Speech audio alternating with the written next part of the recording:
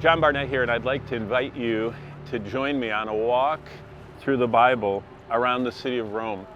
And I have in my journal right here the 21 sites we're going to walk through. And the reason we're doing that is, if you think about it, the entire New Testament world is built around the frame of the Roman culture. And what I wrote in my journal this morning as I was reading Galatians 4 and 5, the birth, the life, the ministry, the death, the burial, and resurrection of Jesus were all under the Roman Empire. And so I got so excited that I texted my students, and I just want to read to you the text that I mailed to them, or texted to them this morning. I wrote and said, Christ's life, ministry, death, burial, and resurrection were all accomplished by God under the shadow of the Roman Empire. Paul's entire life and ministry were lived out across the Roman Empire. Each of Paul's 13 letters or epistles were written and circulated in the Roman Empire. And God had Paul explain in Galatians chapter 4 that Christ came and Paul proclaimed the gospel in the Roman Empire context, which was this, the fullness of the time. Number 5, the best way to understand, interpret, and apply the epistles of Paul is to have a good grasp of the Roman Empire, since he uses all of the metaphors and all the images of the Roman Empire. And finally, always remember that Jesus said that the end of the world would be like the Roman Empire. And so, in our journals that I always remind you, I actually use it with you, I wrote down these 21 spots that I've been showing you. I've gone to all of these spots with you, and we're going to have them in our classes as we go through the epistles, but I wanted right here with the Flavian amphitheater behind me. You say, what is that? That's what the Colosseum is. It's the Flavian or Flavian dynasty amphitheater, but we call it the Colosseum nowadays. But here are the 21 sites in order. Number 1, the Ara Pacis. That's the Latin for altar of peace. As Augustus Caesar counted his empire, the fullness of the times arrived, as God declared in Galatians 4.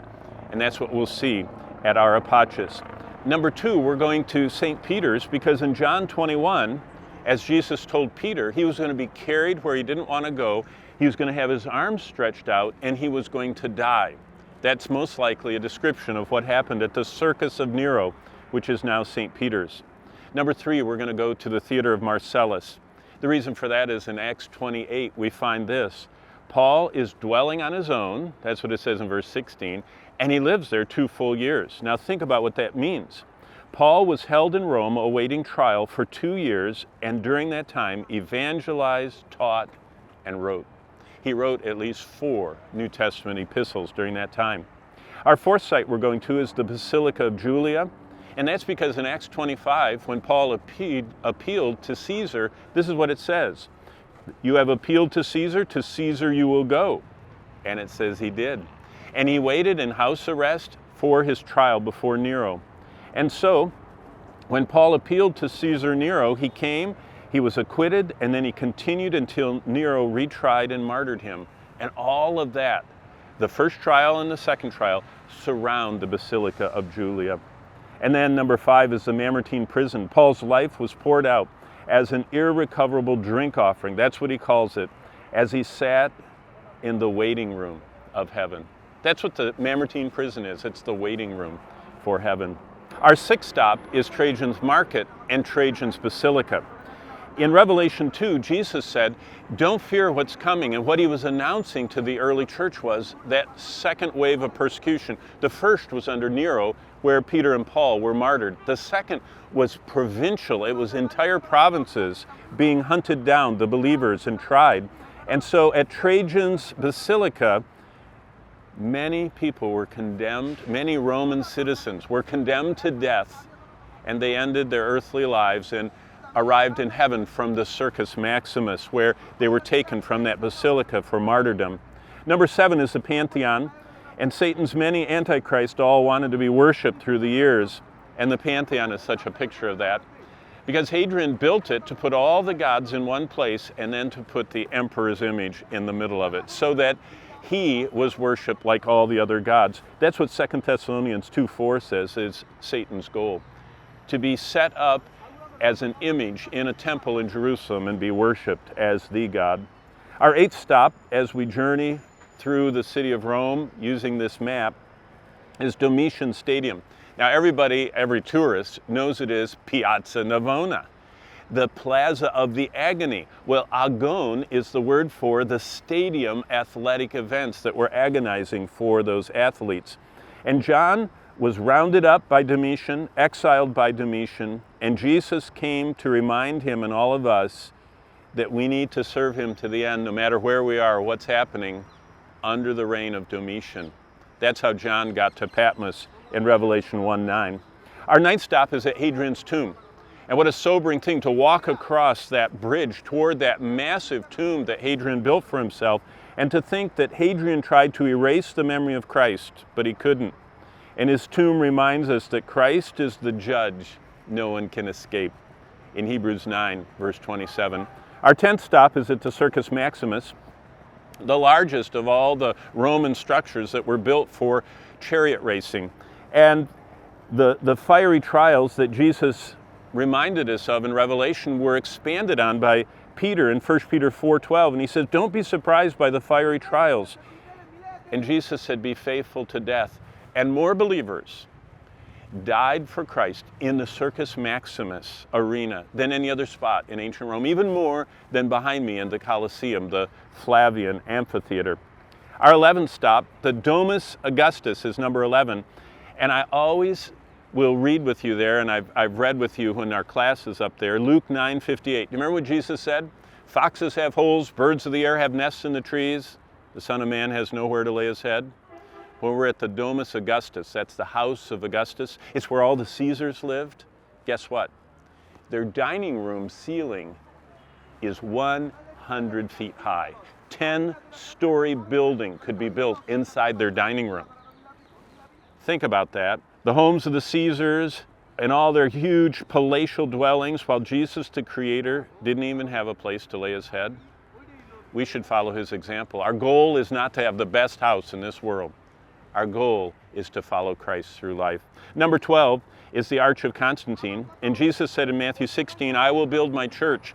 And by the way, Jesus has built his church. He started using 12 ordinary men, then he used a group of women, and then he used Paul and Constantine, and all through the centuries, people just like us. And he's building his church. And the Arch of Constantine reminds us of that. Beyond the Arch of Constantine is number 13, the Arch of Titus. At the Arch of Titus, we're going to read Luke 21. And you remember what Jesus said? He said, the people of the Roman emperor who destroyed Jerusalem, that's the Arch of Titus, and the Antichrist will all come from the same Roman Empire. So what happened in AD 70, what Jesus affirmed in Matthew 24, is what we see happening in the book of Revelation. And the Antichrist is the final iteration of the Roman Empire. And then right behind me, you've wondered what I'm going to describe that. The Colosseum. The best verse for the Colosseum is Colossians 3. Paul says that we're to set our affections on things above. We're to focus our lives on things above. Why? Think of this.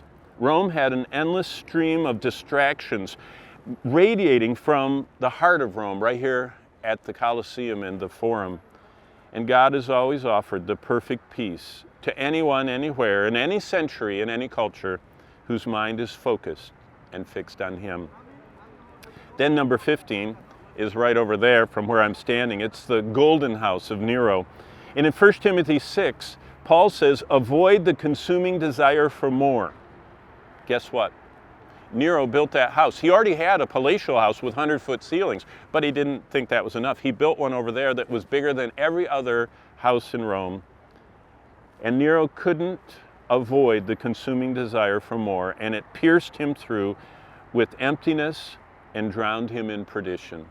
And that's what we'll study right over there. Then we go to the Piazza del Popolo, our 16th site, and you can gain the world, Jesus said, and yet lose your own soul. And the ghost of Nero's legend illustrates Christ's words, as that entire piazza is built around the church that reminds us of Nero's cremated remains buried there, and a very sobering lesson for all of us.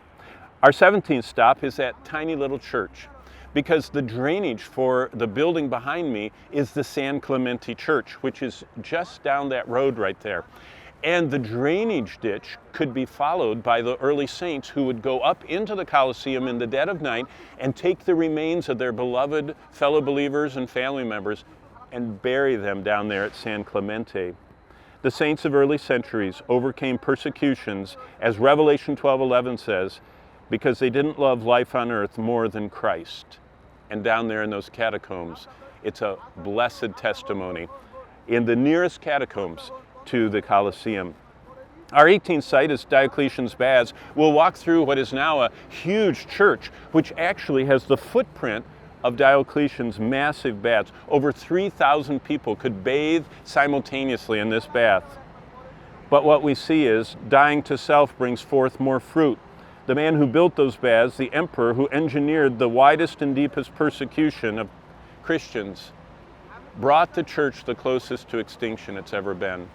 But as multitudes were dying, as Tertullian said, the blood of the martyrs is the seed of the church. More people came to Christ in that time than in any other time period of the early church. Number 19 is the Lateran. And in the Lateran we read Galatians 2:16, knowing that we're justified not by the works of the law, but by faith in Jesus Christ. Justification is not by human works, only by faith in God's gracious gift through Christ. That's the lesson. And by the way, the Lateran used to be Constantine's palace, and that became the seat of the Roman Church. Our 20th stop is the Scala Santa. Don't miss your opportunity with Christ. That's what we think about as we look up those steps from John 18:28 onward. Pilate sat in the presence of God the Son at Jesus' trial. He heard his voice, he looked into his eyes, he was troubled, and then he turned away.